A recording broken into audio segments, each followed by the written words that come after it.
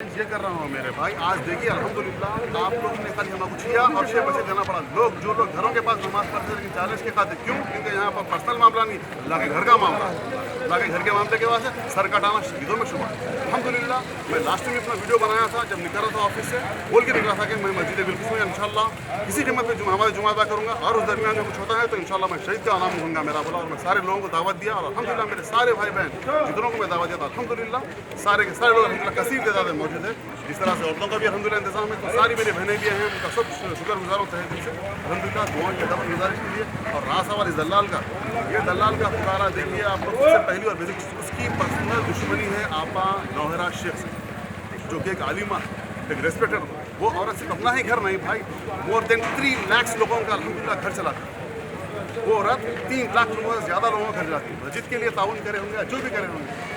और जो दलाल हाथ उठा रहा है, आवाज़ उठा रहा है कि मस्जिद बिल्कुल में नमाज अदा नहीं करना, क्या वो दलाल कोई मस्जिद को जानिमाज ताउन करा, क्या एक तस्वीर ताउन करा वो दलाल? तो ये किस तरह सवाल कर सकता है? उलमाए इकराम से सवाल कर रहा है, वो दलाल की औकात नहीं। तो मैं जितने भी हमारे तेलंगाना स्टेट के सीएम से खासतौर से केसीआर साहब से मैं रिक्वेस्ट करूंगा कि इस तरह के दलालों को जो कि कम्युनल फसादत कम्युनल रियॉट्स क्रिएट करने की कोशिश कर रहे हैं, end of the time one और द अदर टैक्टिक्स, इन लोगों को प्लीज़ फोकस करिए और इन लोगों का बाइकआउट कीजिए। सोशल मीडिया पे उन्हें बैठ के 24 घंटे करता क्यों? क्योंकि उसको ना काम है, ना उसको काज है, ना उसको धंधा है, ना उसका कोई पर्टिकुलर वे ऑफ इनकम है। उन्हें बस खाली प्रॉपर्टीज़ को ग्रैब करना और इनोसेंट लोगों को थ्रेटन करना और उन लोग के प्रॉपर्टीज को ग्रैब करना। आफिया प्लाजा में जो बैठा हुआ है उसका ओनर है यहाँ पर आसिफ, आफिया प्लाजा में जहाँ पर बैठ कर रखा उसका ओनर है आफिया प्लाजा का आसिफ मोहम्मद आरिफ। उनके वालिद साहब थोड़ा सा मेंटल डिस्टर्ब हो गए, उसके बाद ये है वो आसिफ। उसके बाद ये बच्चे के वालिद को हिप्नोटाइज करके उसको इंस्टिगेट करके उनकी सारी प्रॉपर्टी इलीगली ट्रेस कर लिया। इसके पास सारे डॉक्यूमेंट्स हैं, सुप्रीम कोर्ट, हाई कोर्ट और अपने सेशन कोर्ट के सारे डॉक्यूमेंट्स, इसमें क्लियरली प्रूफ है कि